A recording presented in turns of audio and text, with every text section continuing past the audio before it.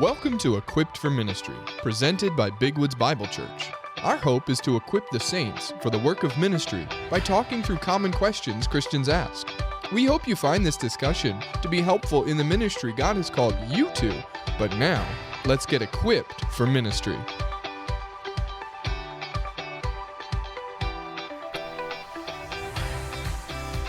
Hello and welcome to another episode of Equipped for Ministry. I am here with one of our elders. This is Bill, and I'll give him a chance to introduce himself here in a second. But we are discussing some things that recently came about at a men's work and worship day that we were able to participate in as a church.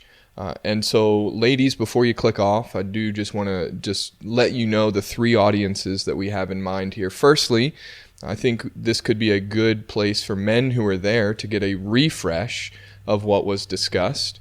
Or secondly, it could be a good thing for men who weren't there but need to hear it, an opportunity for them to hear it, and for the women in our body to be able to hold us accountable to some of these things. So we will be discussing some of that, what worship in the home looks like this morning.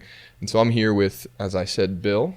Bill, if you want to just take a minute to introduce yourself, and then we can jump into our conversation.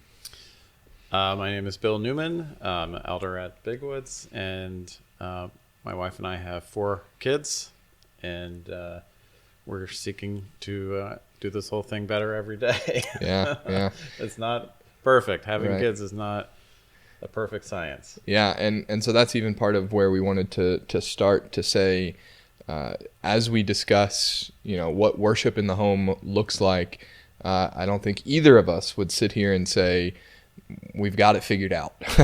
Or as Paul says, not that I have already arrived. Right. So just as we jump into the conversation, I think that's probably a good place to start with, saying that. Yeah, and when we talk about worship, we're not talking about holding a church service at your house every day. Right.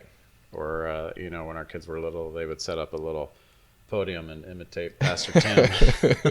Yeah. That's not really what we're talking about. Okay. All We're right. talking about a household, really, that the most important thing in the home is God. Right. That's really what a home that worships God looks like. So Yeah. the activity by which we demonstrate that, there's a lot of different ways that we can do that. So that's kind of what we're talking about. Yeah, so then the place to start, I think, is just to ask the question, and this is going to be much of what Bill covered at the work and worship day, but Bill, how can I make my home a worship-filled home? Yeah, so I think that the first thing we all need to do, and I find myself doing this regularly, is consider other things that we're worshiping. Consider the idolatry that has maybe crept into our family, into our home. Right. I have found in my life anyway, whenever I want to start doing something good, I usually have to stop doing something detrimental, right? If I want to eat right, I have to stop eating poorly. Yeah. If I want to get in shape and exercise, I got to stop laying around on the couch. Yep. If I want to wake up early, I got to stop sleeping in. If I want to treat my wife right, I got to stop treating her poorly. If I want to be generous, I have to stop being greedy. Yeah. If you want to be kind, stop being mean. So really, most of the time when we want to start doing something in our life, we usually have to stop the behaviors that are running contrary to that. And the same thing is for worship, because God made us with a desire to worship something. You can even go to remote tribes on the Amazon, and you're going to find the people there who've never been exposed to Scripture are worshiping something. Right. He's created us with this desire to worship something. And so the question isn't is our home a place of worship? Because your home is a place of worship. The question is, what are you worshiping? That's right. And so I think, we need to start with that, with Exodus 23. You shall have no other gods before me. Now remember, God wasn't saying, I need to be first in the line of all your gods. Yeah. And all the gods that are in your life, I need to be the most important one. Yeah. No, and before me doesn't mean place in line. It means in his presence. And God is omnipresent. He is everywhere. And so we should have no other gods at all. Yeah. Only God should be our God. Yeah, and so even I think just going off of what you're saying there, that we are designed to worship. Yeah. And it's not a matter of whether or not we're going to worship, it's what we're going to worship.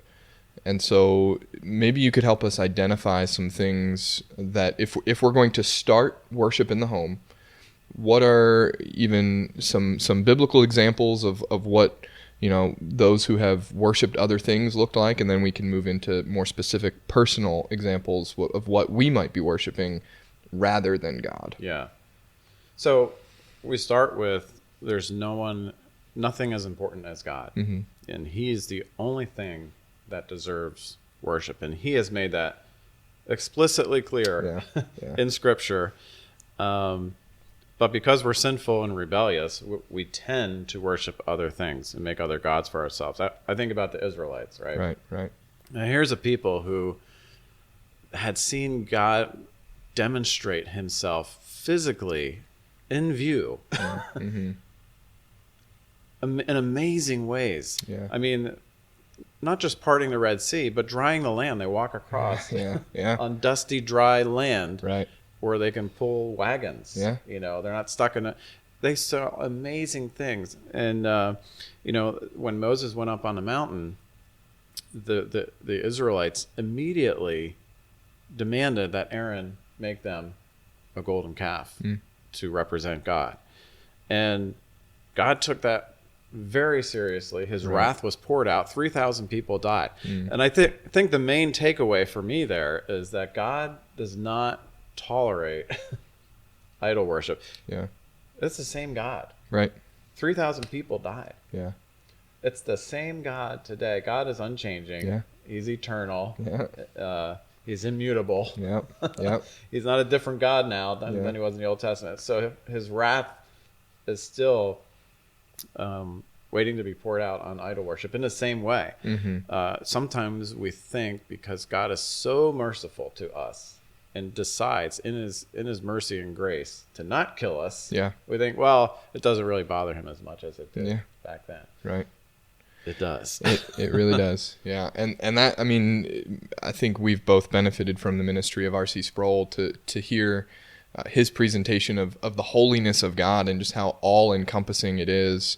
I think of Isaiah 6, where Isaiah sees the glory of the Lord filling the temple, and his response is, I am undone. And the holiness of God is something that I think we would do well to maybe be more undone with, as Isaiah exemplifies, where he's standing and seeing the holiness of God, and he says, woe is me, for I am a man of unclean lips, and I dwell in the midst of a people of unclean lips. And that's the right response to the holiness of God. And to say that he takes it seriously may be a bit of an understatement, but that's how we can articulate it, because God he takes his holiness seriously and how we worship him seriously. Yeah, I mean, sometimes in popular evangelicalism, would you call it? Yeah. Pop Christianity? Sure. The emphasis is only on God's love and not on his wrath. And anytime you remove one of God's attributes from your love and devotion of him, then you are doing something wrong. Right. And we want to consider all of the attributes that God has revealed of himself to us all the time. So we can't leave out God's wrath. And in Hebrews 12, God says, we're told he will discipline us when we are sinning. And idolatry is one of those sins. Right.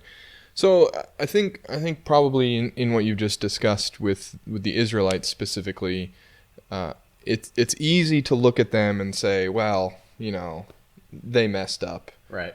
Silly I'll Israelites. Never make a golden calf. Yeah, right. But maybe we do.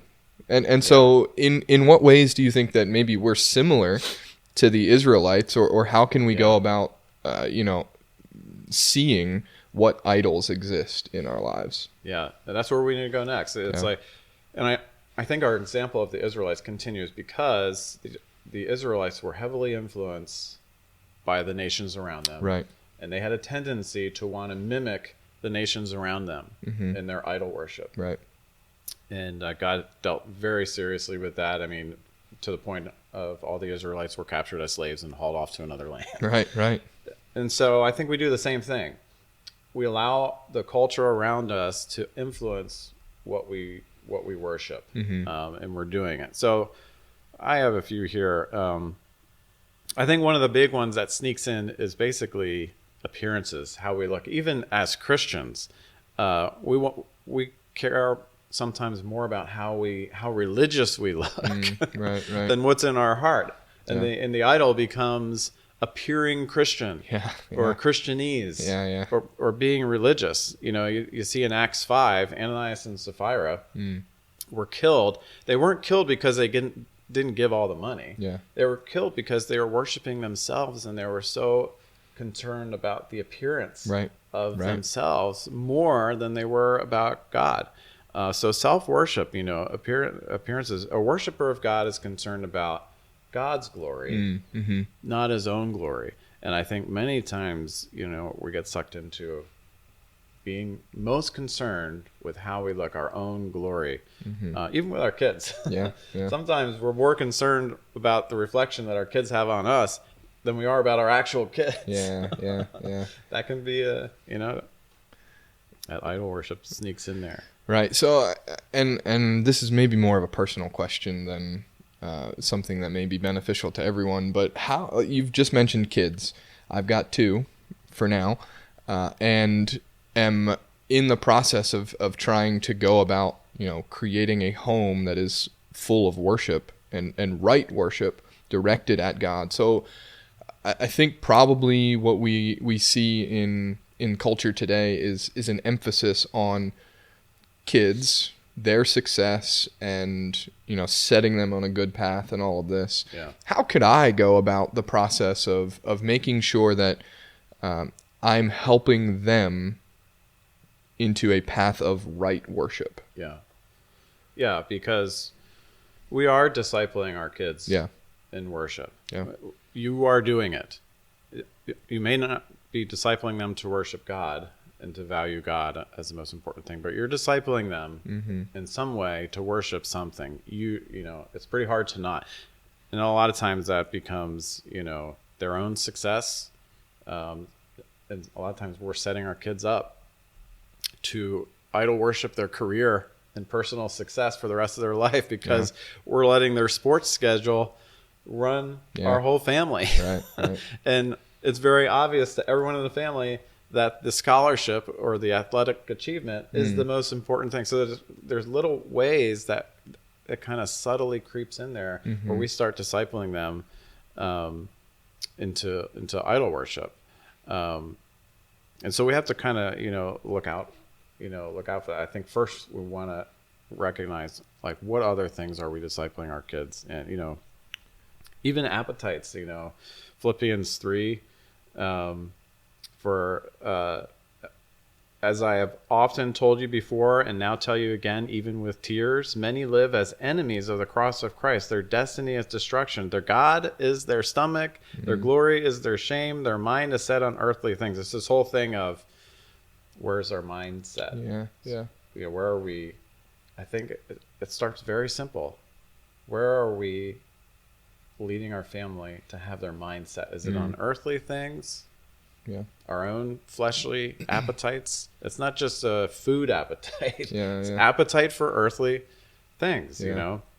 Set your mind on things above, not on things of the earth. Colossians 3:2. Right. I think it starts there. Yeah. When we are leading our family. Yeah. And so just again, this is something that you are doing, and what Bill is communicating here is that there's a right way to do it and a godly way to go about worship, but oftentimes our focus in worship is set elsewhere, and it's something that we need reminded every so often as the Israelites did. They set up. They weren't Ebenezer's. What were they? The piles of stone to remember. Okay, at this location, God did this thing, and we worshipped Him here. Yeah. We need those sort of things. We need reminders to be able to say God has been faithful, and we will worship Him and set our sights on Him. Yeah, Deuteronomy 6. Yeah. These words I command you today shall be on your heart. You shall teach them diligently to your children. Yeah, right. And shall talk of them when you sit in your house, Yeah. when you walk by the way, when you lie down, when you rise. It's something that's always in the air, so to speak, Right. in your home. The presence of God is acknowledged, it's known, it's felt. Yeah. It's in the air. Yeah. Right. Yeah. And so it's a way of life, maybe even we would say. But if there are things that have been helpful to you in this process, or some resources that you would share to help someone feel equipped to be able to do this, are there any things that you would say? Yeah, so a lot of little things. You can watch some YouTube videos of worship music together. Yeah. Maybe instead of watching something on Netflix for 15, 30 minutes, watch some Sovereign Grace music videos. Right. I mean, there's little. Yeah. You don't have to be this highfalutin Bible scholar to make this happen in your home. And we live in an age where there's so many resources. Also, just simply reading the Bible as a family, and you don't have to read 3 chapters and have a 2-hour session. Right. You can simply, a great habit is having the Bible on the kitchen table. Yeah. And so at dinner time, one of your kids, who I can tell you, the kids become excited about this. My kids, when they're little especially, were excited to be the one to get the Bible, bring it to and it's not like we did this every night.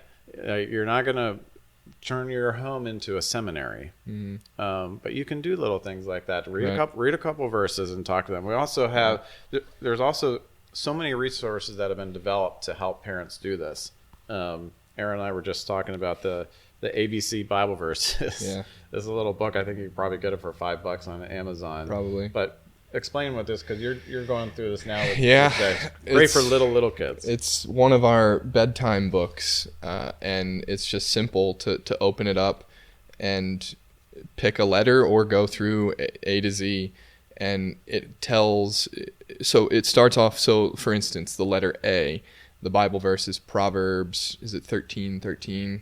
A gentle answer turns away wrath. And B, blessed are the peacemakers, for they shall be called children of God. And it has a verse for each letter, even Q and X somehow. And it then tells a little story based on what the passage is, and has some questions for reflection. And it's simple. And it's one of my son's favorite books currently. And as he's learning the alphabet, instead of saying something like A is for apple, he's saying A is for a gentle answer turns away wrath. And it's just a lot of fun to go through and read the stories. Yeah, what I like about that is you're turning something you're already going to do. Yeah. You're already going to probably try to teach your kid the alphabet, right? So you're taking something you're already going to do, and you're making it about God. Yeah. The most important thing in your life. Mm-hmm. And it's like a natural thing. The other one is this theology book. And again, you'll go through different seasons in life on your personal availability. And this is a book that my wife Tara took our kids through when they were little. And I was traveling a lot for business, and I wasn't always home. And some years I was gone every other week. And so it's definitely a team thing.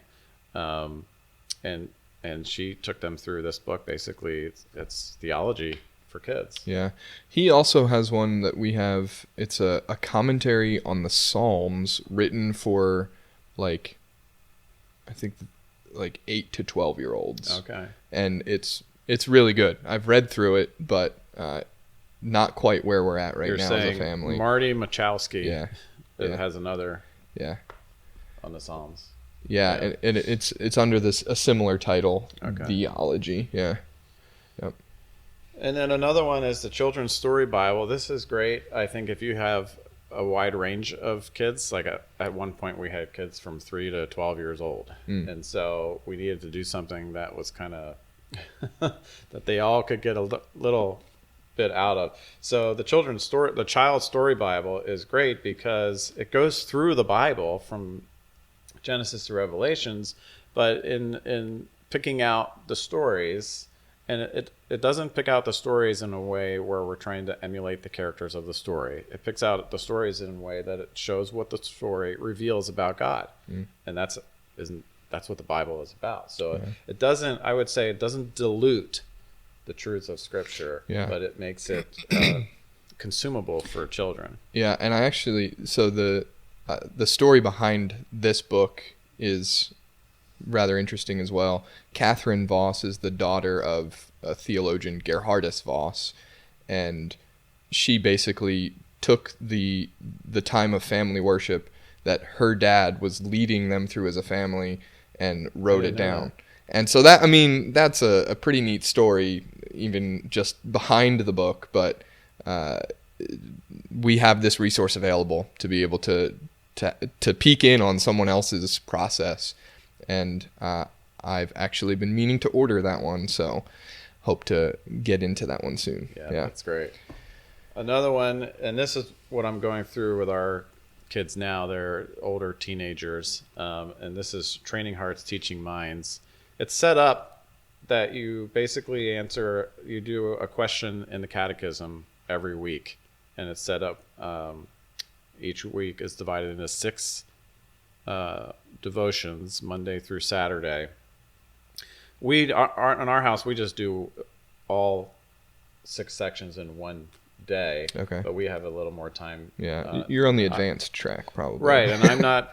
I no longer travel, so I have a little more time to do that. But it breaks it down so that even if you only had 15 minutes, you could still do it. And that's called Training Hearts, Teaching Minds. Basically, it goes through the Catechism,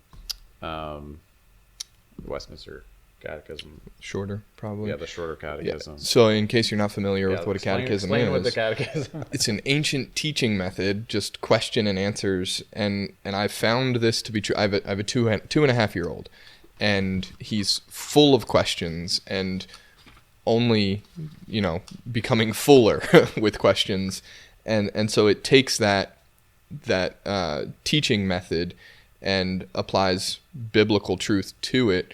And so, for instance, we're going through Spurgeon's Catechism for Children, and it starts with who made you, and the response is God. And what else did God make? All things. And why did God make you in all things? For His glory, and so on and so forth. Just because kids ask questions, and we can help them ask questions about God through a catechism with good answers. Yeah. Like the first question is, what is man's primary purpose? The answer is, man's primary purpose is to glorify God and to enjoy Him forever. Kind of a lost art going through the catechism. Yeah. There's the City Catechism also. Yeah, the New City from Gospel Coalition. New City Catechism. Yeah, and they have a lot of great songs. They're easy to just play, listen to. Don't they have an app? They have an app. Yep. So you can do it right on your phone. Yeah. And as you said, there's no lack of resources. Right. Yeah. And we do have the time. Yeah. If social media has taught us anything, it's that we got oodles of time for stuff. Right. The amount of time that we spend on social media alone, we're going to stand before God, and we're not going to be able to say, I didn't have time, God. Yeah. Yeah. Well, I think hopefully this has been helpful. Any other final words you'd want to say as we wrap up our conversation? Yeah. As fathers, parents, God's not going to hold us accountable for the personal decision our child made to follow Christ. That's between them and God. But God is going to hold us accountable for how we led our family and how we demonstrated and led them in worship. Right. And so it's something that we should take probably more seriously than we do. Yeah, I agree.